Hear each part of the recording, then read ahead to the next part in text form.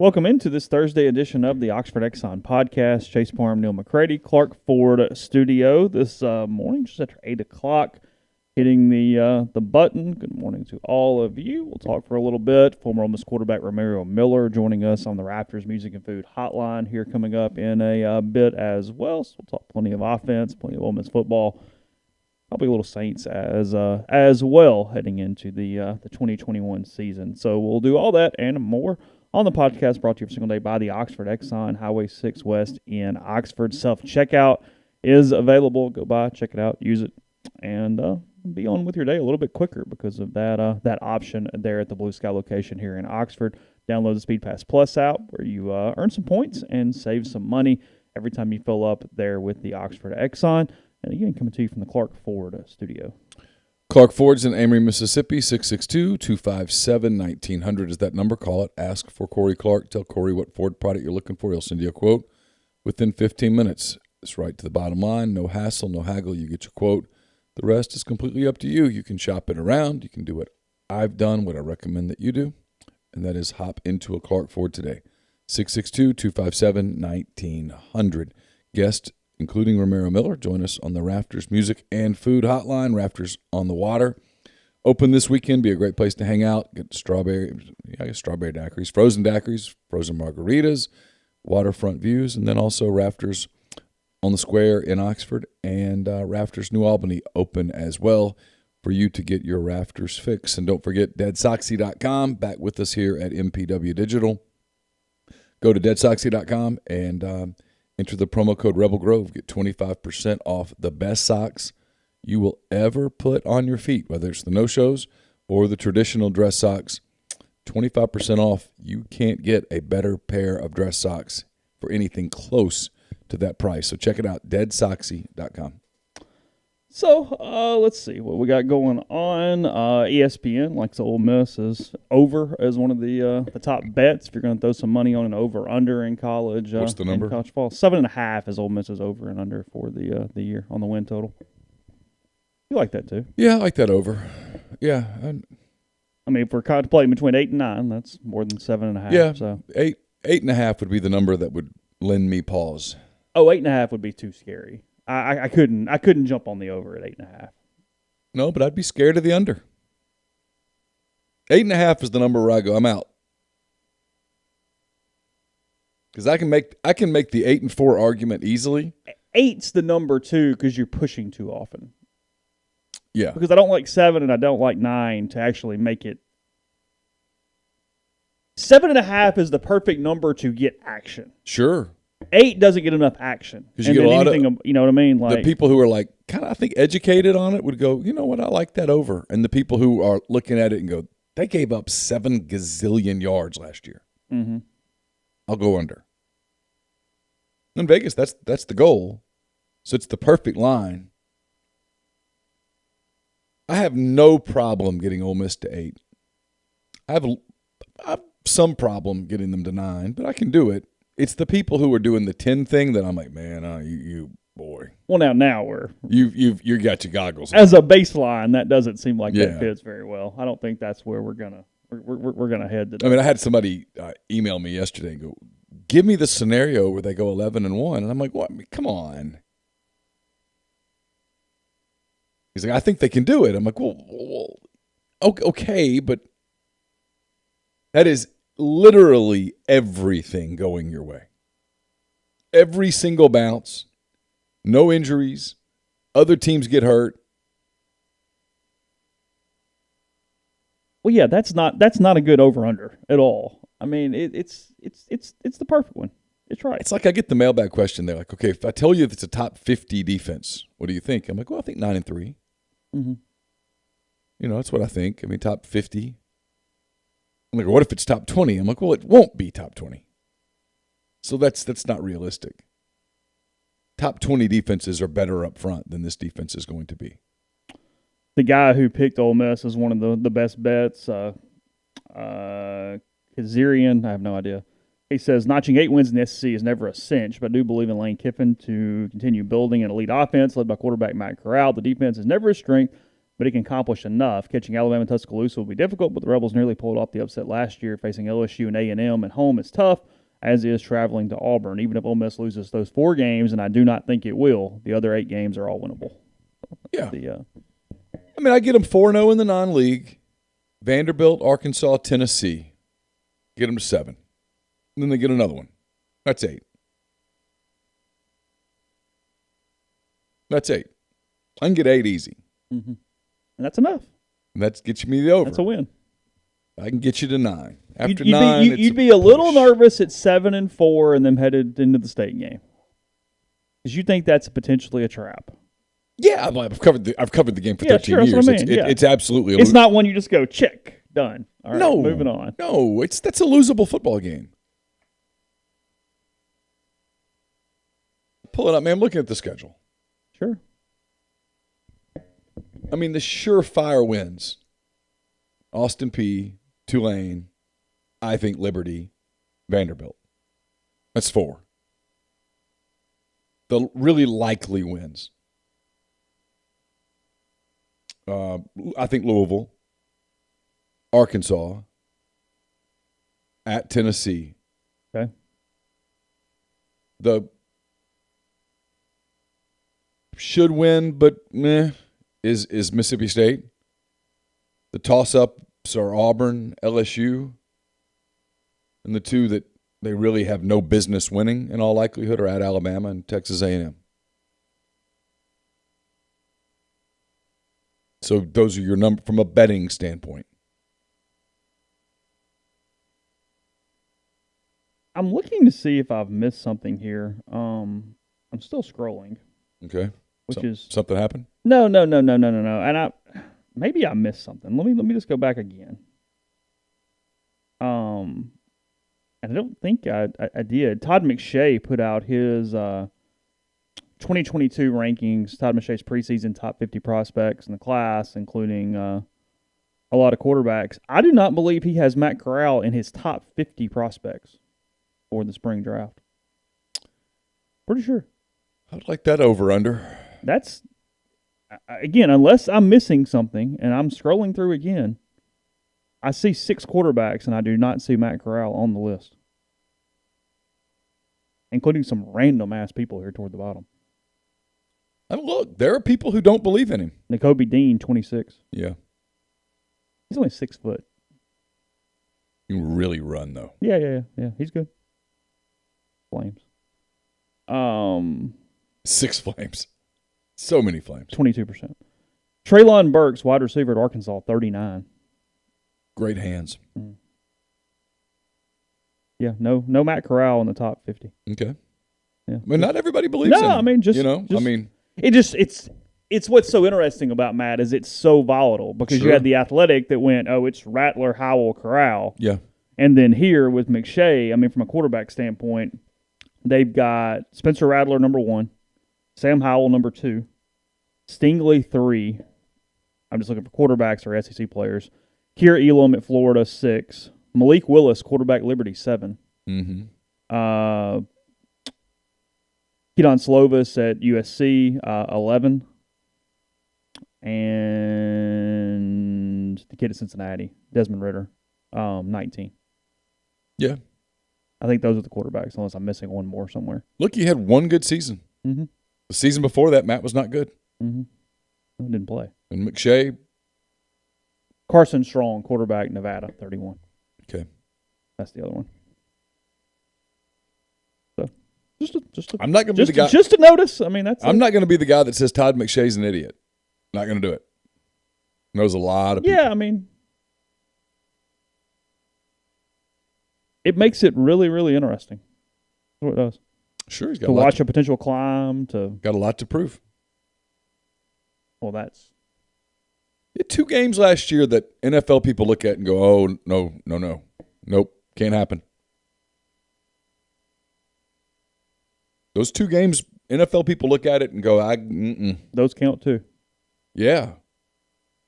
Oh, people, and I've done it too. People go, well, other than, it doesn't work like that. Yeah, because we don't other than the 6 touchdown game. Yeah, other than that 5-run 6th. They sucked offensively. We won the game. if those runs counted. Ole Miss lost both of those games. I mean, the truth is, I'm not to pile on Matt Corral here, but the truth is, if Matt Corral plays well in both of those games, Ole Miss wins.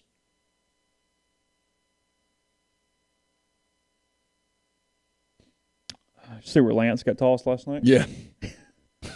So for the people that don't, I was kind of keeping up with it when it happened. Okay.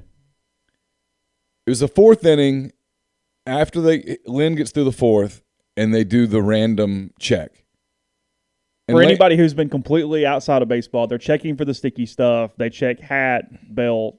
They check hat, glove, belt. Yeah. Basically. For anything that can help you throw the baseball. Lance knew that the check was coming. He also wanted to get to the dugout to get some sort of physical work done. He was in a hurry. Lance is in a hurry. Lance is on Lance's schedule. Lance is a little high-strung. He's very high-strung when he pitches. And, and I think he's got some physical things that legitimately have to be worked on. Lance is not the picture of, He's not a spring chicken anymore. He's been around for a minute. Walking down the street, you don't look at him and go, that dude's a professional athlete. One of the top 10 pitchers in the league right now. So he leaves his glove and his hat on the field. Or wherever. So that the umpire was late getting to him. Mm-hmm. Lance had already gotten to the dugout. And so the umpire says, and you almost feel for the umpire here because he's like, I'm just doing You my can see them effing cringing job. every time they have to do this. Yes. He basically goes, hey, I need to see your belt too. And Lance, instead of walking out and letting the umpire look at his belt real quick, takes his belt off and throws it to the umpire. And if you're the umpire at that moment, you really have no choice. I mean, I'm not really taking Lance's side here, but he was. You But can't. No. But I don't think he's like. He wasn't throwing it. I don't think he was trying to show him up by doing it. No, he wasn't. But it was. Hey, here's the belt, whatever. But if you're the umpire, you're like, okay, if I let this go, the next time that I have to do this, and I have to do this. Does it get a little slippery slope and whatnot? Yeah, they're throwing their hat at me now. They're throwing their glove. I mean, at some point, it's disrespectful. Now, the umpire should have gotten to Lance quicker. Yeah, Lance says he was late getting over, so I left my glove and my hat, and then while I was going into the dugout trying to see the trainers because I'm dealing with something, he yells at me and needs to see my belt. So I toss it up, and then he throws me out. That was Lance's justification. Yeah. Lynn, manager Tony La Russa, and the umpires argued for several minutes, but even La Russa admitted later that a player can't throw equipment, in this case a belt, at the umpires. He asked whether he thought Lynn might get suspended. I can't speak for the umpires in the league and how they look at that. I hope not. You can't suspend him. He won't get you suspended. Can't suspend he him. won't get suspended, and the umpire won't recommend a suspension. But if you're the umpire, I think if you're looking at this objectively, if you're the umpire, whether you wanted to throw him out or not, you had to throw him out. Lance comes back again and says, obviously I hurt his feelings. He threw me out because I tossed my belt, and I said, well, if you were on time, we wouldn't have this problem. I wish I could have gone deeper. I didn't get the opportunity. It was taken from me. Yes. I do love that. Well, if you'd been on time, it wouldn't be a problem. Like, okay. Not on me, okay? Well, I mean, that's one of the things that makes him a good pitcher is, hey, on the day that I'm pitching, everything revolves around me. Yeah. And the umpire was late. Now, he wasn't bad late. We're talking 10 seconds. Well, you only have But 90. Lance's deal was, hey, I'll walk off the field. You know how long you've got. Get to me. Yeah. And I'm not running off the field. Lance doesn't get in a hurry. Well, Lance doesn't run. And he was late getting to him. He already got into the dugout. But Lance could have very easily popped back out. Hey, here's my belt. Check it real quick. Okay. And frankly, made up the time that he would have had the umpire not thrown him out, he would have had to put his belt back on and That's true. all of that stuff. I mean, the umpire had no choice. And you hope now everybody just moves on, and it's a night thing, and it's done. It's August. The White Sox have clinched the division. They're kind of going like 12 up. They're going through the motions. The umpires are tired. They won the game. It's August. It's hot. It's late in the season. Yeah, it's kind of perfect storm. And the umpire was like, oh, damn it. Yeah, don't. Because if you watch it, it's not a real spirited ejection. It's just kind of you can't do that. You know it, and if I let you do it. Yeah, I don't want to throw anybody out right here. I definitely don't want to throw you out I don't want to check anybody. Yeah. I don't really want to look at your belt. Is it scheduled? It's how do they decide when to do it? It's random, and you're told. Lance would have been told at the beginning of that inning, hey, at the end of this inning, I've got to check your stuff. Gotcha. And that's why the umpires, to their credit, have handled this about as well as you could over the course of the season. Because it's such an awkward And a handful of pitchers, especially the guys who are super high-strung on the days that they pitch, are like stripping naked out there, like trying to humiliate the umpire. And really, they're not humiliating. They're mad at baseball. Yeah. They're mad at the New York office. They know that it's on video. Yeah, Scherzer's not actually mad at the dude that's whatever. He's not really wanting to drop his pants in front of that particular umpire. But it's just, hey, I want New York to see it, and you're here. You're the intermediary. And the umpires are fatigued. We were in Cincinnati and watched. You could see the umpire body language. Ah, damn it. I mean, checking Kyle Hendricks, who's looking at him like, seriously? Yeah. Y'all really think I'm doing something? I throw 84.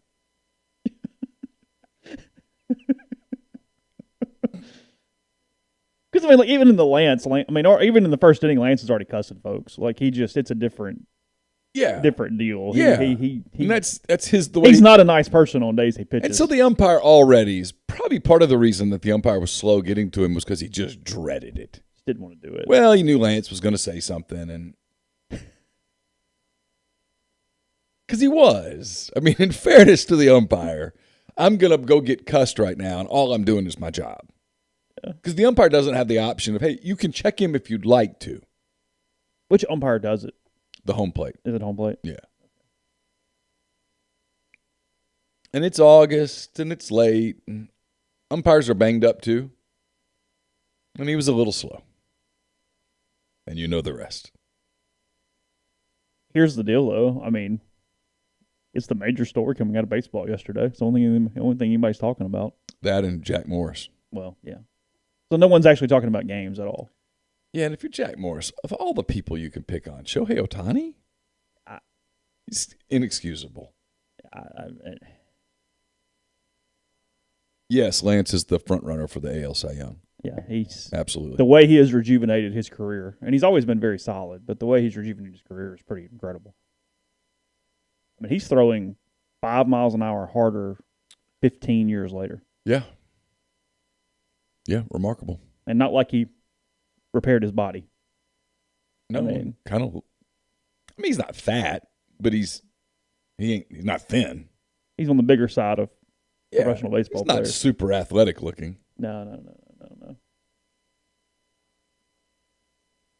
But he just throws hard, and he locates really well. Well, I mean, he's going to win a Cy Young Award with nothing but a fastball. Yeah. When you really think about that. But he doesn't, if you look at his chart at the end of a game, he's never over the middle. Yeah. He really is placing. Yeah. So he's good. We'll talk to Romaro in a few minutes. For the dude, I'll tell you about Community Mortgage, Oxford, Memphis, Stoughton County, and Chattanooga. All underwriting and processing is done in Memphis. You can look at underwriting, understand your market. A leader in condo financing, the float down option, and more. You can find Jason at 662-234-2704 or JLOWE at communitymtg.com.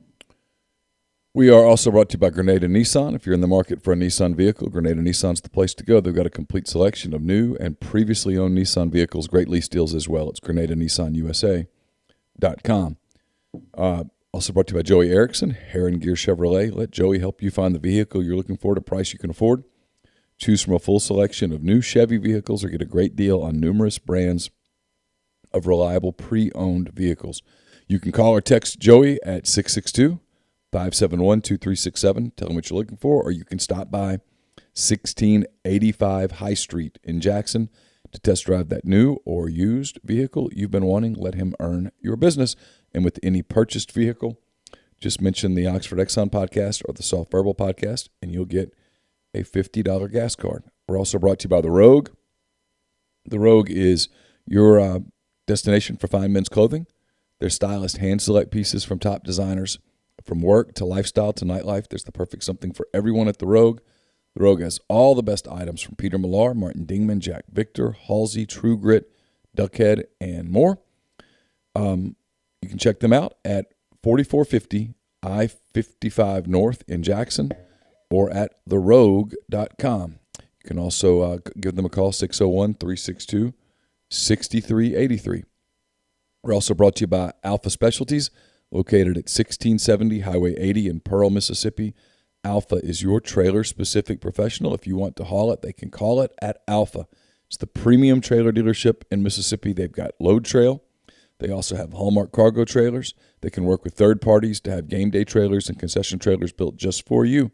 They have spare tires and wheels starting at just $100, a full selection of trailer parts and accessories, hitches, winches, straps, and more. They can also repair all types of trailers, concession, horse, utility, enclosed, gooseneck, RV, and more. 601-932-9798 or check them out at alphaofms.com. Podcast is brought to you by Visit Oxford. Visit oxfordms.com. Go to the events page, see everything going on locally today, this week, and every single week. Bus tours coming back soon. Remember, when you sign up for an adult ticket for those, they're on Fridays at 3 o'clock and 4 o'clock. You also get $100 off a pair of blue Delta jeans. And then next week, Eat in the Street. That is not this weekend, but next weekend. Drew Holcomb and the Neighbors headlining the music from 5 to 9. Family activities all day. Pick up some food around town. Sit around and enjoy all of those activities. So again, visit oxfordms.com/events. Now Neal's going to get Romaro on the horn, and we will talk to him on the Rafters Music and Food Hotline. I was making sure I had his number. I do. Would have been something I probably should have asked for before we started. Yeah, well. But I had it.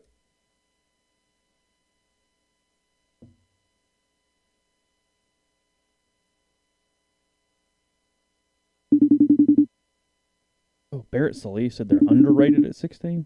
Good God. Just don't see it. Like, at all. Mm-mm.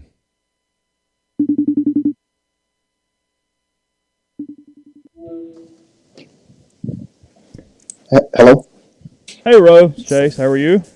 I'm doing pretty good. How about you? Oh, I'm lovely. Good. Already at work this morning. Busy day. What's going on? Oh, man, just getting started. You know how they go.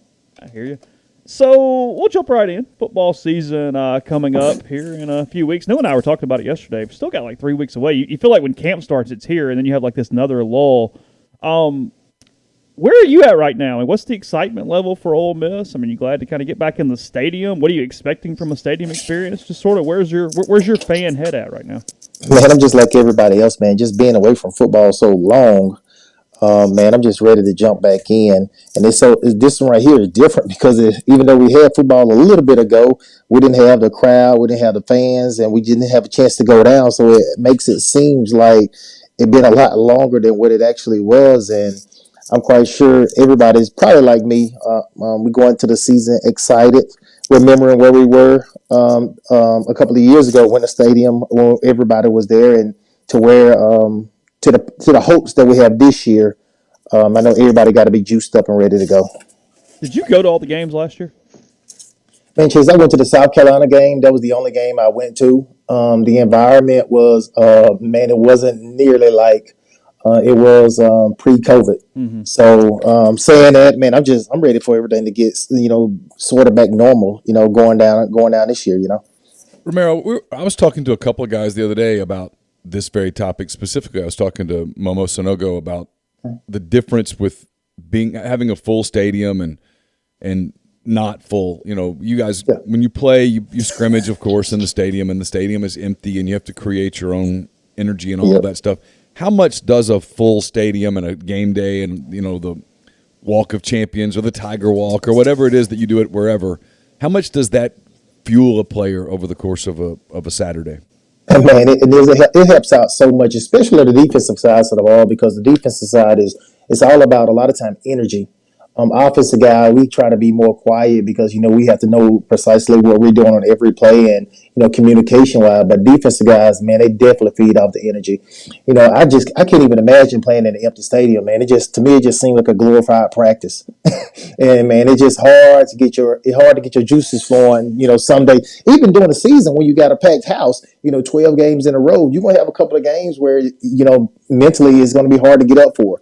So I can just imagine going into it playing 8 to 10 games with no crowd. I had to tip my hat to not only Ole Miss team but everybody in college football, because they did a lot better than probably what I could have did a long time ago. You know what? It's one of those things. Chase and I have talked about this. There were some games last year in the NFL, even, and those are professional guys getting paid. Mm-hmm. Where there was one in particular. It was Bears Packers, and the game was at Soldier Field in Chicago, and that normally is a big rivalry, and it's packed and loud, and people are drunk and crazy and all that stuff, and it was empty.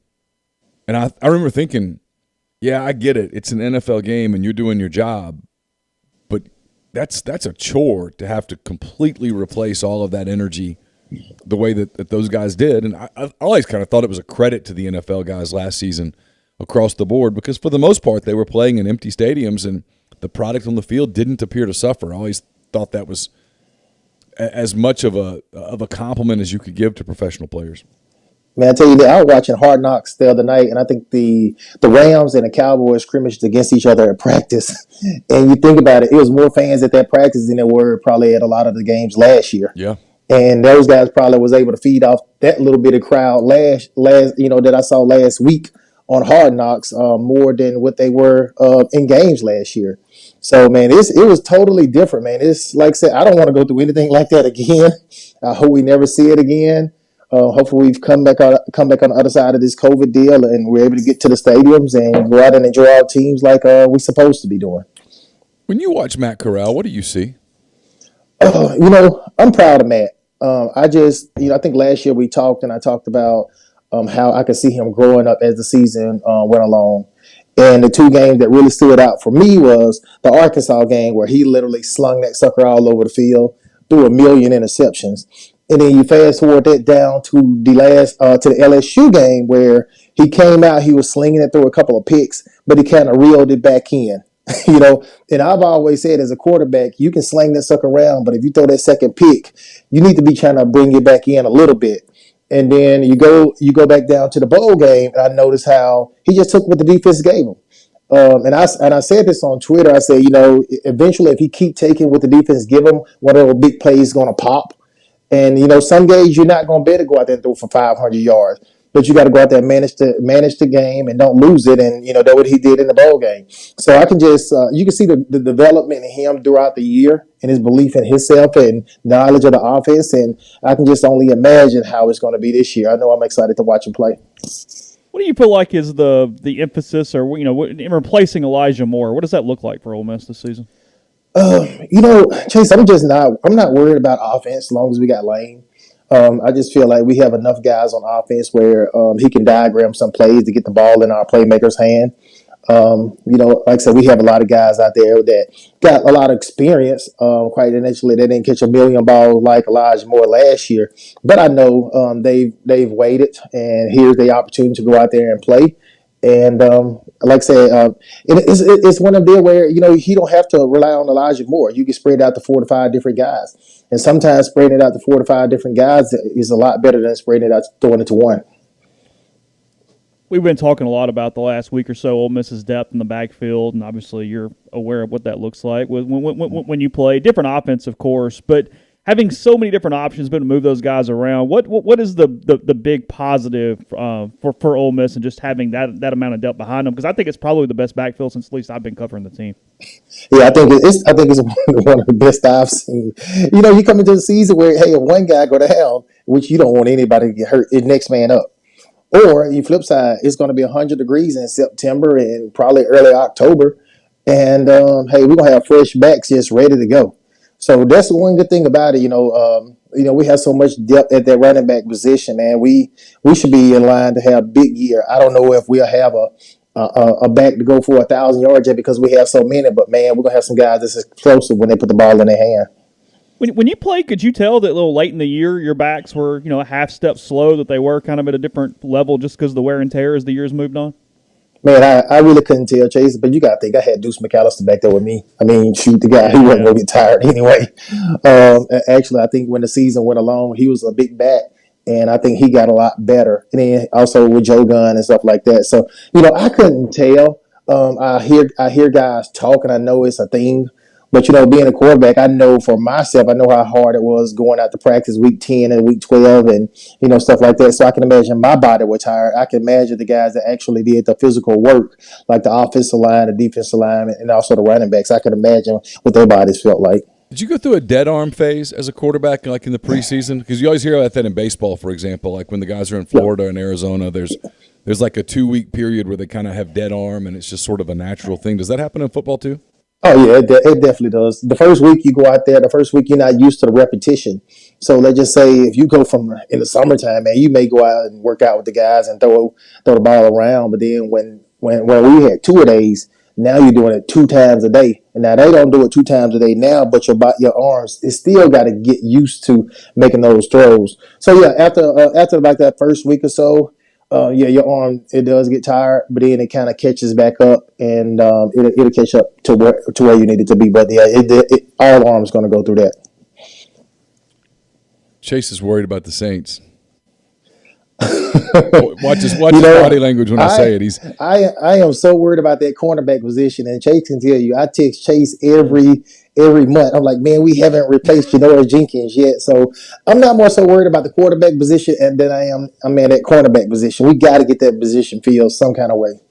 So you and Parham have both convinced yourselves that Jameis Winston's just going to be okay. It's going to be all right. I never said that, Neal. Here's my thought process. Here what I tell people that hate Jameis, is the Saints fan that hate Jameis. I said, our roster is so good. Chase and I can go out there and start at quarterback, and we're going to go 8-8. At 8-8, you're picking like 15, 16, 17. So there's not going to be a top quarterback picking that late. Usually now, Mac Jones went 15, I think, this year. Sure. But usually the guys don't fall that far.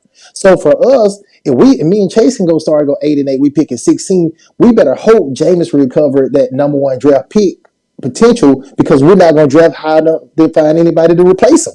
So I'm living by a hope. I'm hoping Jameis the guy, because I just know the roster is so good. We're not going to get a top 5 to 10 pick to replace him anyway. Is it bothering you a little bit though that neither one of those guys is separating, which means Jameis isn't separating from Taysom Hill at this point, and they look exactly the freaking same so far? No, it doesn't bother me, because I think the locker room know. If you listen to any veteran on the team, they always talk about Jameis QB1. The veterans, they saying it. Now, what's the love affair between Taysom Hill and Sean Payton? I just can't understand that. I still can't understand why they gave him all that money. And then people, they want to say, well, why would they going to sign anybody else? Because shoot, we was cap scrap, and then we turned around and gave Taysom that big contract, which made no sense to me. But I don't know, when you listen to the players on the team, they always talking about how they talk a lot. They talk as Jameis is the starter. I remember having Cam Jordan. He made that comment in the offseason before camp even started. We're talking about it. So I look for Jameis to be the guy. If not, I'll be totally surprised. But we'll see. I think he's the guy too. I think some of it is Peyton's talking, because coaches do that stuff. And to me, this is the big challenge for Sean Payton this season. Is you had Drew Brees for all those years, and Winston has far more physical talent than Drew Brees ever had, but he has a tendency to throw picks, and he has a tendency to pile picks on top of picks, and he has a tendency to try to make up for. He has a tendency to try to hit the 9-run home run, and Sean Payton, supposedly one of the best offensive minds in the game, his ability to sort of manage Winston while getting his physical talent out of him is the challenge. Right. I've said about Sean forever. I'm like, man, Sean will make a wide receiver, and I've never been worried about wide receiver with the Saints. And this year we're going into the season with a bunch of nobodies.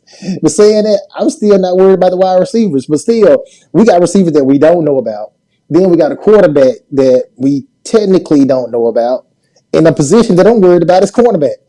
So we're going to see how this unfolds. But still, in that division, Tampa, I mean, the way that roster is set up, man, it's going to be hard for anybody to beat them.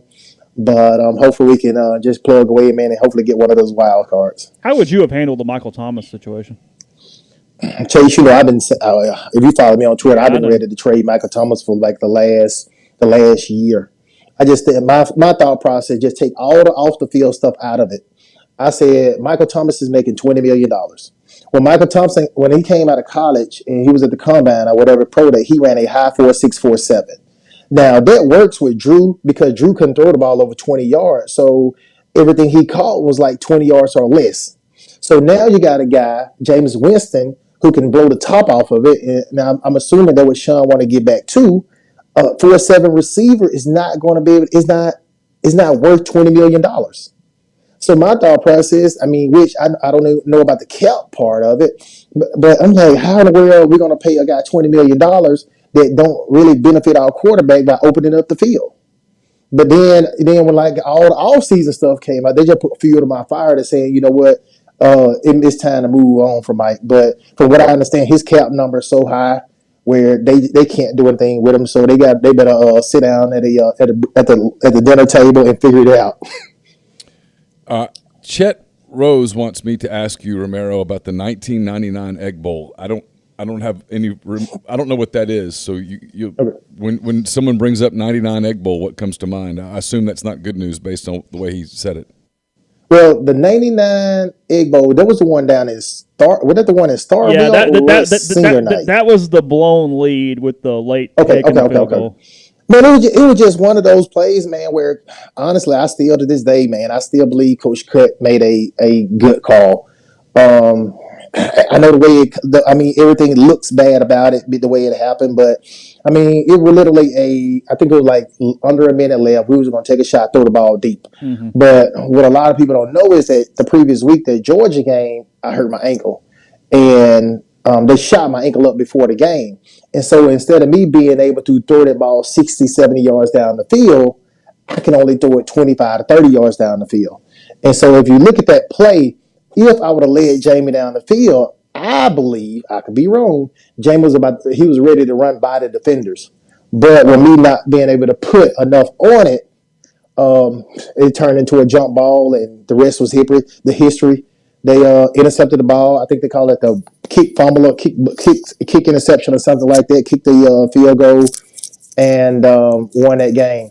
One thing about football, you remember the bad plays more than you remember the good plays, and that's one of those plays that actually that would always stand out in my mind. So you got hurt every time you played Georgia, right? That's where you broke your collarbone? Man, the joke was my last year out. The joke was I'm not going to play against Georgia. I'm not playing against Georgia my senior year. I'm like, I'm not doing it. Because the first 2 years, man, it was just 1 year collarbone and then next year a twisted ankle type of deal. And I'm like, you know what?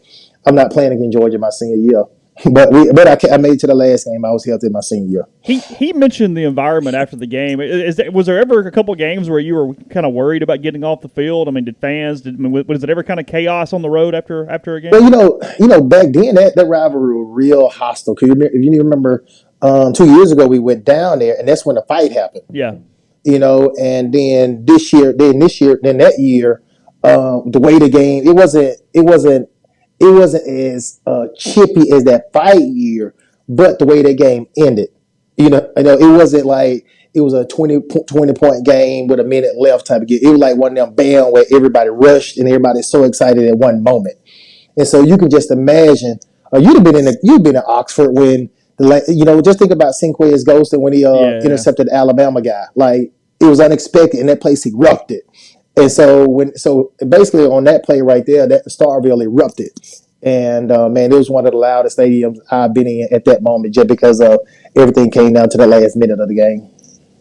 You had an up close and personal look at obviously Eli getting into campus, just kind of the Eli effect on the university. Now, 20 years later, what does that look like when Arch does pick a place? How does it compare from just a sort of a Manning effect to when Eli showed up in Oxford? Man, so crazy, man. When Eli came through, I was in it. When you're in it, you don't really see the ramifications of everything. That makes sense? Oh, yeah. Because when he was on his visit, I hosted him, and he was just the guy, But now I'm an old guy. I'm an old head now, and I look at a guy like Arch. He's a program changer.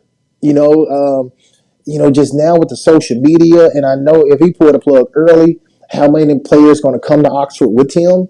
I just think, we're getting there, but I think with an early commitment from him, they can speed that process for laying them up a lot more than actually what it is right now.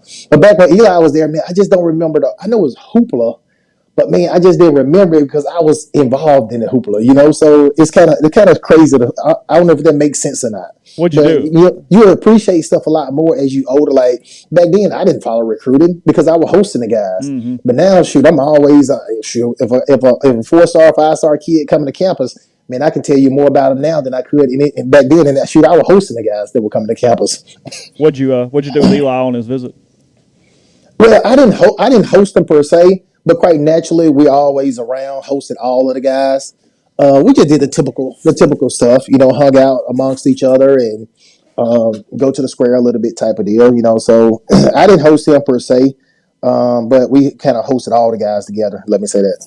What was your first impression of him? First practice when I know you were the guy, but you knew he was the quarterback of the future. What did you think of him? Actually, man, when he got on campus, his arm wasn't as strong as when it left. And the one thing that I remember is when he got there, we was thinking, man, like his arm is just not as strong as we imagined it would have been. But then as he kept on working and kept on training and developed, his arm got stronger over time. But the one thing, and I remember, back then we actually came up with his nickname Easy, so because he was just the same guy, like the same guy you saw, and he was perfect for New York because, he was always low key, calm. He never get fluttered. He was.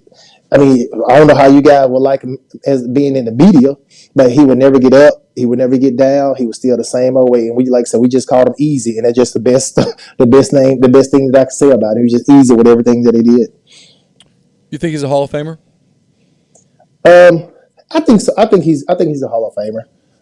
I know it's going to be a lot of talking when that time comes. You look on one side. He had some bad season and some bad.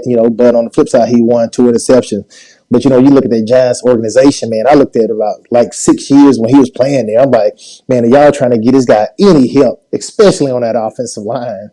And then still, you look at it now, they still haven't turned around yet. Up there with Daniel Jones. So, like I said, I look at some guys. You can be a Hall of Famer playing on a bad team, playing on bad teams, being in a bad situation. And he could be one of those guys for me. We're jumping around a little bit, but I want to get your perspective on this. Obviously, Matt Corral's the quarterback this year, and I think everyone except for Todd McShay expects and Todd's certainly entitled to his opinion. Everyone, I think, expects Matt to go pro at the end of this season. The 2 guys behind him haven't played any real snaps at this point, and there's already transfer portal talk. How do you think the transfer portal is going to change programs? Because in the past, right, it would have been, Luke Altmaier would have gotten some snaps this year, and then he would have gone into next spring, and maybe the offense takes a couple of steps back, but he's the quarterback of the future and all that stuff. I don't know that coaches will be as patient now with the transfer portal. How do you think that changes quarterback development at the college level? Man, it's different. I think we in uncharted water where we really don't know. I know the guys at Ole Miss this year. I'm expecting them to get a lot of snaps, not because of Matt going to get hurt, but I just feel like we're going to put up a lot of points, and a lot of these games could be over a lot earlier than what we're used to seeing in Oxford. But that transfer portal, man, as a coach, man, you got to think about it. I'm quite sure the coach is thinking, man, if I don't play this guy, he may transfer. So we got to get him some more snaps. We got to get him some more runs. And you talk about that. Look at the running back position. Gosh, you got to spread the ball around. If not, you got to think that, man, there's a possibility one of my guys or 2 of my guys could possibly leave. So I think it changed not only the recruiting aspect, but how you coach guys when they get on campus. Completely jumping around right now, but I know you got into CrossFit for a while. You taking tips from Cutcliffe? He's looking pretty good at his age. Dude, man, I saw him. I'm like, man, what did the world Coach Cut doing up there, man? But no, he looks good, man. I'm proud of Coach Cut, man. He looks like he's involved with something. But man, he's up there, dude. He cheating. He got the best nutritionist and everything up there. we the poor folks, man. We just go work out and we try to figure out how we figure it out. I know that you're just watching it on TV, but how has his offense evolved, obviously, into this era from when you were playing? Well, back when I played, I mean, it was two backs, a tight end, two wide receivers, and then actually he started to change and evolve. And as he would Ole Miss, I remember my senior year, we came into more 4 wide, 5 wides and stuff like that. I haven't watched them enough to see if they're doing more of the up tempo ish type stuff. But I'm quite sure he has probably changed with the times, just like everybody else. But from what I see when I see the highlights and stuff like that, it's a totally different offense than what we had back in '99 and 2000. Last thing, I don't know if you got to see Justin Fields the other day. Mm-hmm. I mean, he looks. Should I go ahead and book my trip to the Super Bowl for this year, or should I wait 1 year? You a Bears fan, man? Oh, lifelong Bears fan since last season. Well, you know what? And I don't know who I told this, but it wasn't about the Bears. But I said, man, when you get a quarterback, you better enjoy it. Me and Chase had 15 years where we don't win in pretty much 90% of the game thinking, oh, we're gonna win today. Mm-hmm. And when you can do that for 10 to 15 years, you better enjoy it. Because the way it goes around, it could go back on the other side. So this year, me and Chase going to be going to a lot of games like, oh, Lord, are we going to win today? So the for the next 15 years. The Bears have Andy Dalton and Justin Fields. I mean, it is an embarrassment of riches. I mean, they've got the big redhead and then the future. I mean, it's amazing. It's right there. What is crazy about this, man, is I have family in Chicago, big-time Bears fan. And man, I sent them a little picture of Andy Dalton yesterday, basically saying that it's his turn or whatever. It's his time, Dalton saying it's his job. Yeah. And I'm like, man, he's probably the only one in Chicago who's thinking this right now because it seems like the wave is coming, and they're not going to be able to fan-wise. They're not going to be able to sit Justin Field down as long as they thinking they're going to. But it just amazed me, man. That one thing about the NFL, how did he get passed up by so many teams? And I know this preseason, but he looked darn good in the preseason. He did. And then you think, man, how could this guy go from being arguably the number 2 quarterback in the country and probably high school and college, and then the time to get in the draft, 3 or 4 or 5 teams pass him over, which I don't understand it. But hey, it fell in a good spot to you guys. It happens every year. The season ends and the draft is not until basically the 1st of May. Yep. And they have way too much time to think and hold meetings and do groupthink, and that can be really dangerous from a decision-making standpoint. It every single year it leads to mistakes with guys getting overdrafted and guys getting underdrafted. It does it every single year, and it never changes because you have 4 months as an organization to evaluate, and then you hear these rumblings that he's a bad practice player, or he's a whatever, and then that stuff plants a seed, and it has plenty of time to get watered and fertilized and grow, and next thing you know, he's dropping. And like you said, I mean, if you're the Bears, and I've read the stories about how that draft went, I mean, that draft went perfectly for them because they believed there was a chance that he would fall to there, and if he did, they were poised and they got him. And I think you're right. I think they got a 10 to 15-year quarterback. Yeah, like I said, man, my family in Chicago, man, they through the moon. I think they live there, and they've seen the bad, and so now that the good is about to come, man, they pumped up and excited. So, well, hey, thanks for the time. Really appreciate it. Hope you have a great rest of your week and weekend, and we'll talk to you soon. All right, thank you, man. Y'all have a good one. Romaro Miller there on the Rafters Music and Food Hotline. We'll continue the show in a second. Before we do, I'll tell you about Northeast Spark, NESPARC.com. Got the Ignite package, the 100 Mbps, or the Blaze, the 1 gig that powers the Clark Ford studio. Your hometown team bringing you world-class broadband. Again, that's NESPARC.com. 662-238-3159. Phone services available, parental controls, network security, and more. So call the office for details and get the best internet around. 662-238-3159.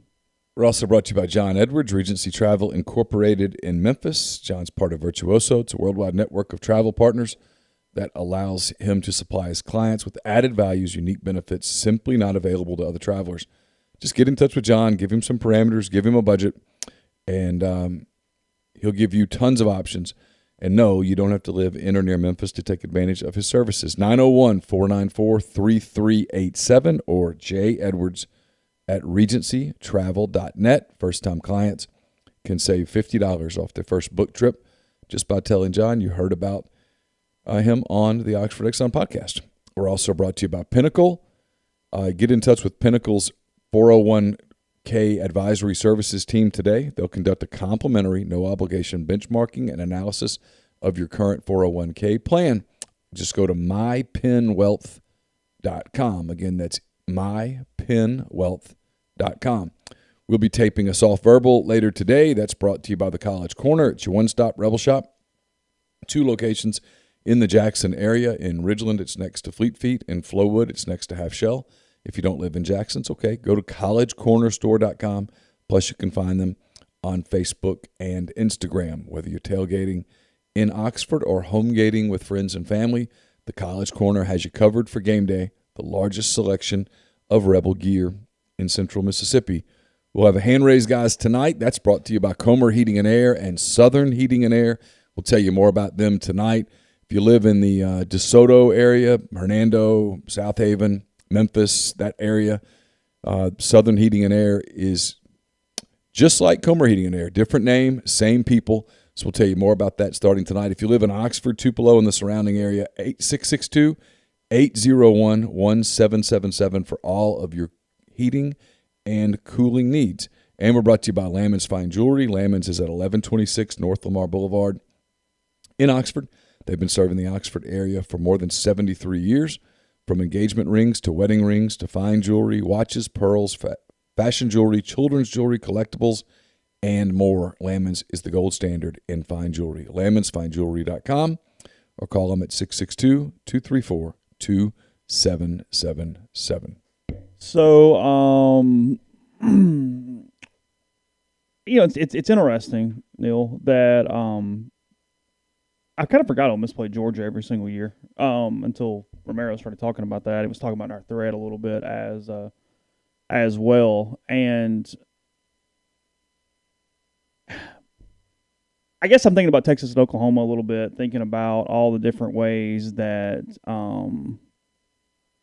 schedules change, teams change, different things. What becomes normal happens so fast. Do you know what I mean? That, like, within 5 years of Texas and Oklahoma, that'll just kind of be the way it is. I mean, we're already now 10 years later, A&M is just sort of the way it is. I mean, there are so many little changes that are – and I get this in a little change, but we adapt as fans pretty easily to the sport that we follow because, frankly, we want to. Does that make sense? Like, we want to adapt. We want it to be what we want it to be, and we sort of in our minds – matriculate toward that direction as it kind of goes on. So I was listening to a basketball podcast the other day, and they were taping it. It was like August the 15th or 16th or whatever, and someone goes, you don't know how fast it goes? This time a year ago, the Thunder were playing their final regular season game of the year in the bubble. It was like August the 16th. You're like, look at the lineup for that game. You know, it was Chris Paul and Danilo Gallinari and guys who were there. Everybody's gone except Shai Gilgeous-Alexander. And the point was not about the Thunder, but how quickly something changes. And to your point, how quickly you sort of acclimate to it mentally. 1 year ago, you were getting ready for a playoff series that went 7 games with Houston. And the next year, within one calendar year, you're completely in on rebuild, on tanking, on the process, on all these picks and stuff. And it happens fast. We haven't heard much. What's the next move in that expansion? NBA? No, NFL. I mean, college football. Texas, Oklahoma. Like, I mean, it's kind of going dead now that the season is getting here. What's next? What's the next bit of news? I still think the odds of Texas and Oklahoma playing in the SEC next season are higher than 90%. This is not going to be tenable for another year. They're not going to want to do it. And at some point, this is all happening behind the scenes. At some point, someone is going to pop and get an Iowa State, a Kansas. Those programs can't be sitting still right now.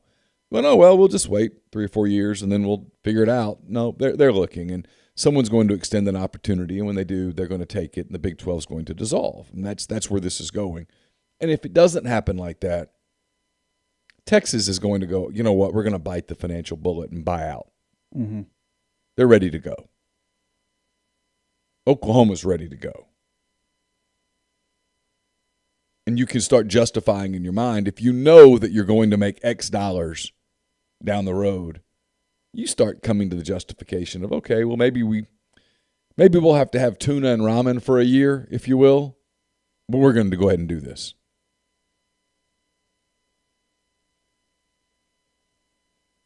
And Sammy says a Big Ten Pac-12 alliance is coming.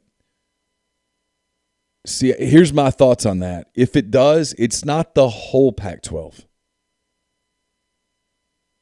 I don't know that they're ready to go to a 26-team league. No. I mean, I think no. Is there a scenario where the Big Ten goes to 18 teams by poaching 4 Pac-12 teams and blowing the league up? Sure.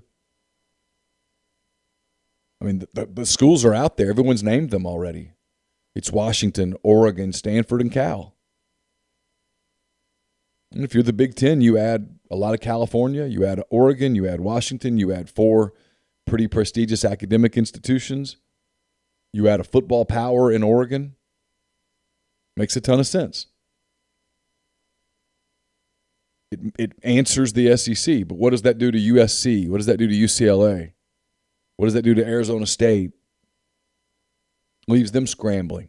And I don't know that they look at it and go, okay, well, like in that scenario, and I think that scenario is certainly possible.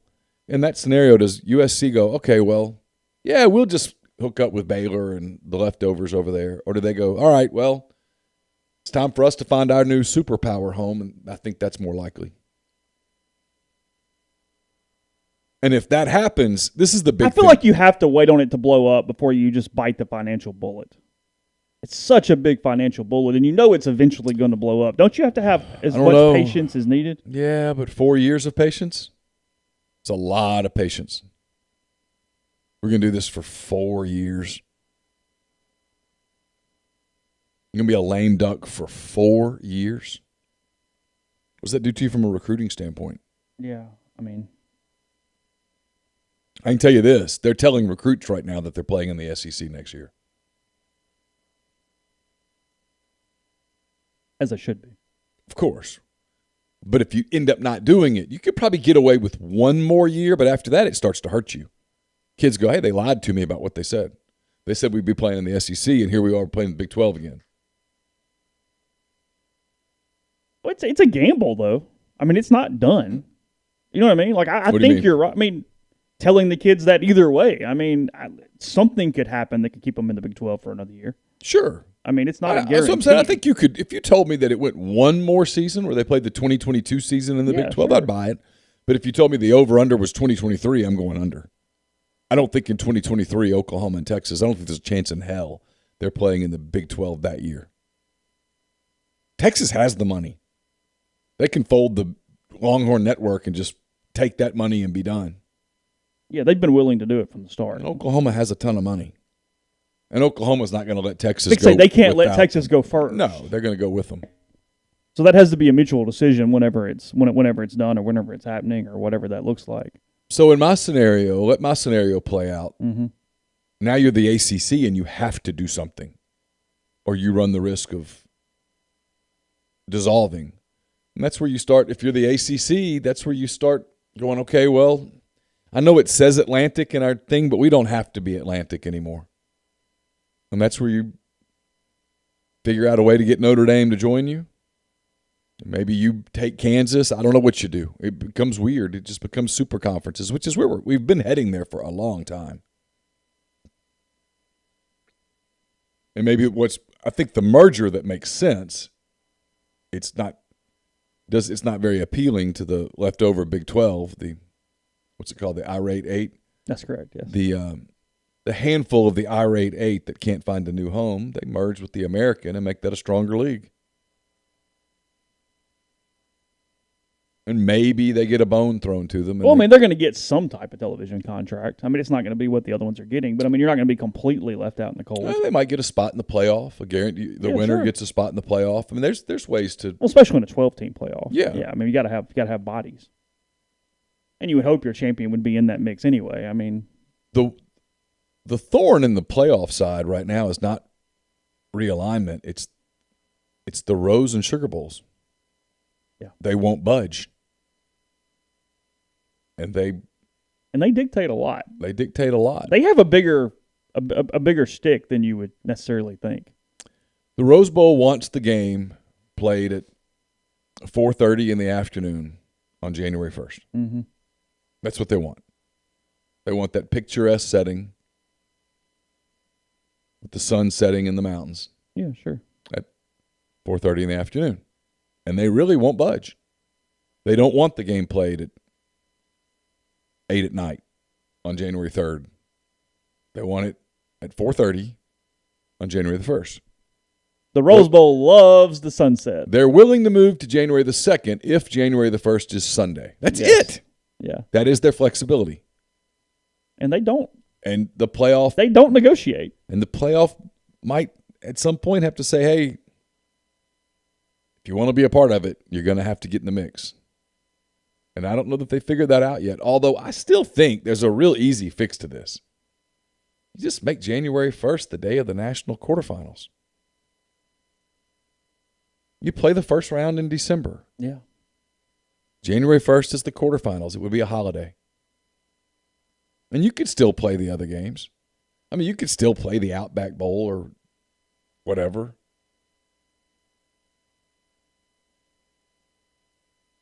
The people who would always watch the Outback Bowl are still going to watch the Outback Bowl because it's only going to be they're going to watch an Outback Bowl when it's a playoff game.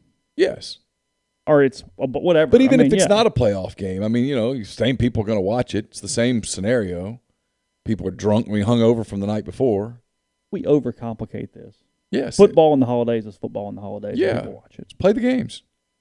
That's what happens. I've been saying this for years. Make January 1st a national quarterfinal day. Yeah, and then let them play on the 8th or 9th, whatever, the national semifinals. Like this year, for example, would have been perfect. The Saturday of, I guess, whatever that is, that would be the Saturday before the last regular season weekend of the NFL. Mm-hmm.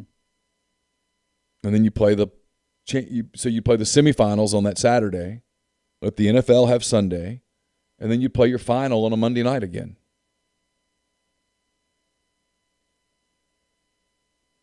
Because Monday Night Football would be over because the NFL would be into the playoffs. Yeah. Everybody wins. And so you let the Rose Bowl have their spot. And you let the Sugar Bowl have their spot. They want to play late Saturday night. Okay. Let's do it.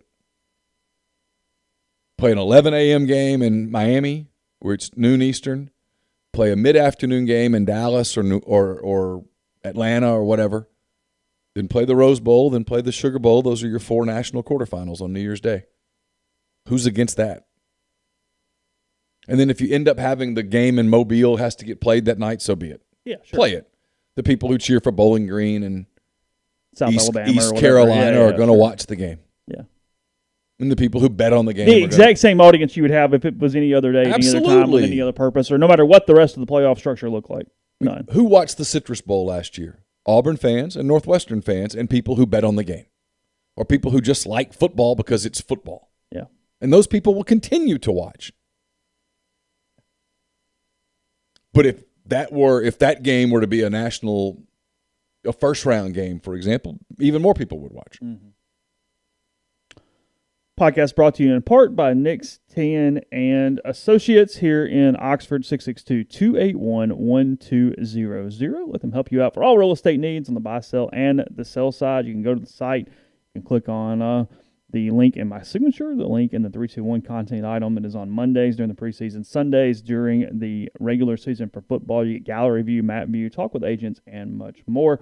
A lot of experience between O'Keefe, Graham, Clay, DeWeese. Clay also your District 12 House Representatives member as well. So for all the real estate needs you possibly have here in the Oxford area, Nix10Oxford.com, 662-281-1200. Blue Delta Jeans makes the best fitting, most comfortable jeans in the world because they are uniquely made for you and only you. Raw denim jeans, custom fit, hand-tailored in Tupelo, Mississippi. One size fits one at BlueDeltaJeans.com. Get in touch with them today. Go to their website. Go to the virtual tailor, and you can be measured and design your newest jeans in just a couple of minutes.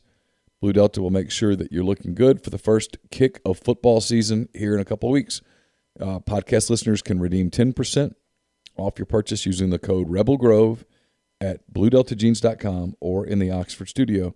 It's a great time of year to get a pair of Blue Delta's cotton Genos in the works, so don't miss out. Pinpoint Commercial Real Estate is based out of Jackson, Mississippi. They service the entire state in all commercial asset classes such as retail, office, industrial, and land.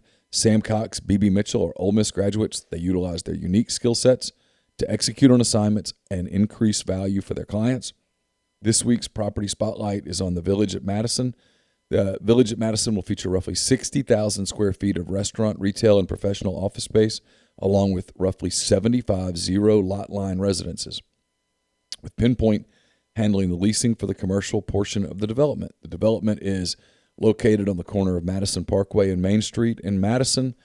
Cobblestone streets, iron railings, and gas lighting will serve as signature elements of the development. If you'd like to learn more, get in touch with Sam and BB, 601-586-3220. And we're also brought to you by ACS. They're owned by my friend Clay McNutt in Baldwin, Mississippi. Established in 2013, ACS is a complete electrical control system solution provider and a Rockwell Automation recognized system integrator. They have a full-time dedicated emergency service and troubleshooting staff and a UL 508A panel shop. They can service and install Rockwell Automation, Allen Bradley, Siemens, ABB, Square D, and many other manufacturers. Go to acsllcms.com or call 662-601-4381. And we're brought to you by Game Changer Patch Company. Game Changer developed their own custom blend for treating hangovers several years ago to help reduce dehydration, prevent sleep deprivation, and help process alcohol. They're the only two-patch system available on the market. You should check it out. I've used it. It really works, but you can try it for yourself. GameChangerPatch.com.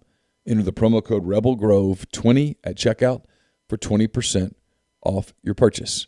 And don't forget, you'll be back in the Grove here pretty soon.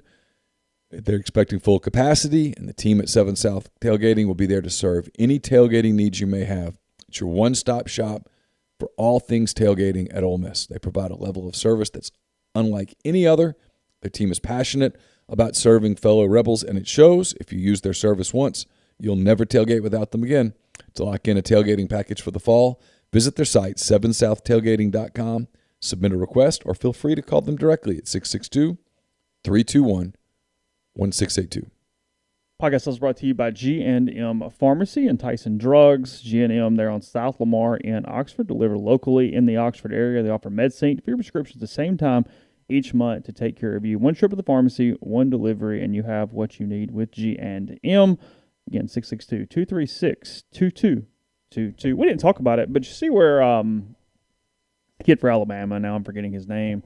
He did the NIL that Kool-Aid. was also no. That was not where I was going, but we can talk about it too if you like. Did the T-shirt NIL where the company also did it with the university, so they're able to actually sell officially licensed jerseys with his name on it. Oh, wow. Yeah. So I forget the player. How it works, I asked people about this, is the shirt company is doing both sides of it. So they pay the licensing fee with the university to be able to use the university logo and the university stuff, and then they do the deal with the player to then put his number and give him a cut of it and do whatever it is. So they're able to sell 41 with Smith on the back or whatever it is. With all the authentic. With all the Alabama cool. insignias on it. That's a win for fans. And now the company, I guess, is the one taking the hit because they're having to dole out money on both sides here, but they get to be the company or the shirt that actually does have that available. So yeah. Just a little creative might not even be the word for it, but just a little different wrinkle on. I get NIL questions all the time in like my mailbag and stuff, and I don't know the answer to them yet. And I talk to a lot of people, and everyone just says the same thing, which is it's just so early. No one really knows yet exactly how NIL is going to work out or not work out over the course of time. Yeah, the Alabama quarterback's going to get rich. The Clemson quarterback's going to get rich. What's it really going to mean for the 50th guy on the roster down the road? No one knows really. Mm-hmm. And probably not much unless you get some deals like this BYU thing where they pay the tuition for every walk-on and some stuff like that. I mean, that's genius on their part. They can figure that out. I mean, that's a game changer for their program. Look, football is what moves the needle. Football is what matters. Yep. But if you had companies willing to do it to any level, it would be huge for the non-equivalency sports. Yeah. To add I'm not even talking about baseball necessarily, just any of them. I mean, that have the lack of full scholarships for all the different sports there's to do. Because it would be legal to tell the golf team, hey, no, we'll cover the rest of the scholarships for all the rest of the whatever. And I suspect that's going to happen at some places. I mean, place like Texas, for example, that might be their path to joining quickly. Having some boosters go, you know what, we'll help you carry some of the load. We'll cover scholarships for the track team or the softball team or the rifle team or whatever. I mean, somebody willing to do it. Yeah, maybe you'll upgrade our suite a little bit. Yeah, sure. Get a little more selection on whatever it is that we're. Yeah, we can get a little more attention. Mm-hmm. And the expense is not crazy. It's a goodwill expense that's not super expensive. Yeah. Relative to any other promotional that you would have for sure. You mentioned Ohtani earlier. He hit his 40th home run last night. It was a bomb. He pitched last night too. He did, yes. He's all right. He's the MVP, right? I don't see how he's not, just given his success on both sides. I mean, right? Oh, yeah. I mean, I think he's the best story that baseball's had in like his plate forever. Appearances and people and number of plate appearances against, I guess is how you would phrase that, is relatively similar. And he's hit 40 home runs and allowed 8. Yeah. So from a ratio standpoint. The one he hit last night in Detroit was just majestic. He's amazing. I mean, Carson and I were talking about this in the car the other day. Because I was like, what do you, I'm always curious this with young people. Because he's 14, soon to be 15, and now he's in high school. So he's around older guys. I'm like, on your soccer team, when you guys just goof around, what do y'all talk about when y'all talk about sports? He's like, NFL, NBA. They talk English Premier League some because they're soccer. College football. I'm like, he goes, I said, does anybody ever talk baseball? He goes, no one ever talks baseball. He goes, I talk Cubs with one guy at school who's also a Cubs fan. And I was thinking about when I was his age, freshman in high school, we talked a lot of baseball. That sport can't figure it out. Can't get out of their own way. And you got a guy like Ohtani, they need to be marketing the hell out of him. Just as a quick refresher here as we get close to closing the podcast, if you're not a baseball person, we are getting fairly close to the stretch run. I see ESPN has their power rankings out this morning. The top 10 teams in baseball as of right now: Padres 10, Yankees 9, Red Sox 8, A's 7, White Sox 6, Brewers 5, Stros 4, Rays 3, Dodgers 2, Giants 1. So, a quick recap there. I catch myself 3 NL West teams in the top 10. I catch myself cheering for the Giants. Because of your boy? Because of KB, I think. Yeah, I think so. And I would cheer for the Angels if they were in it. Because of Ohtani? Yeah. Well, Joe Madden's there and Dexter Fowler's there, and I like Mike Trout, but they're just not in it. The suddenly streaking Braves are 11, by the way. Oh, really? Yeah. That's good for them. They had another sweep last night. Moving on up. 2.5, 3-game lead, I think, over the Phillies in the NL East. Is that right? Yeah, something like that. Pulled it up. Yeah. Something like that. The Reds have kind of hung around. They're at 12, 13. Yeah, they had a bad week. They just lost a series to the Cubs, which is probably not a series that they wanted to lose. The Cubs are still 26 in the power rankings. They're not in the bottom 3. Just give us time. 54-69 now for the Brewers have a 9.5 game lead over the Reds. The Braves have a 3.5 game lead over Philly, a 4.5 game lead over the Mets. The Giants lead the Dodgers by 3 games, the Padres by 12. So that's over for the Padres. The wild card race right now would be the Dodgers and the Padres. The Reds are a game and a half out. The Cardinals 4 out. Philly 4.5 out. The Mets 5.5 out, and that's it. Oh, so the Padres would be a playoff team today. By a game and a half. The Padres would play at Los Angeles in a 1-game playoff. Okay. And the winner would play the Giants in the first round. And the Brewers and Braves would play in the first round. In a series that would start in Milwaukee because the Brewers have Brewers are 10 games ahead of Atlanta in the if they were in the same division. And then in the American League, in case you're curious, Tampa's leading the East, the White Sox Central, Houston the West. It would be the Yankees against either Oakland or Boston in a wild card game. Seattle's 3 back, Toronto's 4 back. Everybody else is pretty much out. The Angels, for example, are 7.5 games out of the second wild card. You're not making that much really? up. Yeah. Okay. So there's your baseball rundown for the day. Hope you enjoyed that. Appreciate Romaro giving us a good bit of time today.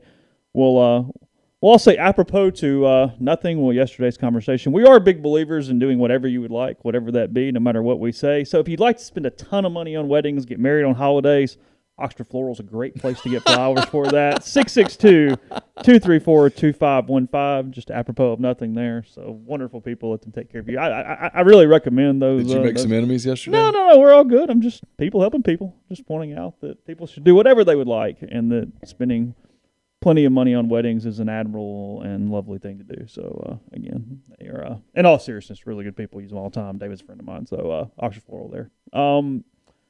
Yeah, we will continue to follow this thing. Practice today, right? Is that right? Yep. Practice. I'm assuming practice this morning. It's raining right now. There's a media opportunity that I will be attending around noon. It started at 11:50. I actually looked at it. Lane took the podium at 11:59 on Tuesday, so it'll be around that time today. I'll have coverage at rebelgrove.com. We'll have soft verbal later today. I've got a Mind on My Money here in about 37 minutes that we'll tape, and then we'll have hand raise guys tonight, probably around 7 is my guess. So we'll talk to you soon. Hope you have a good day. Be safe.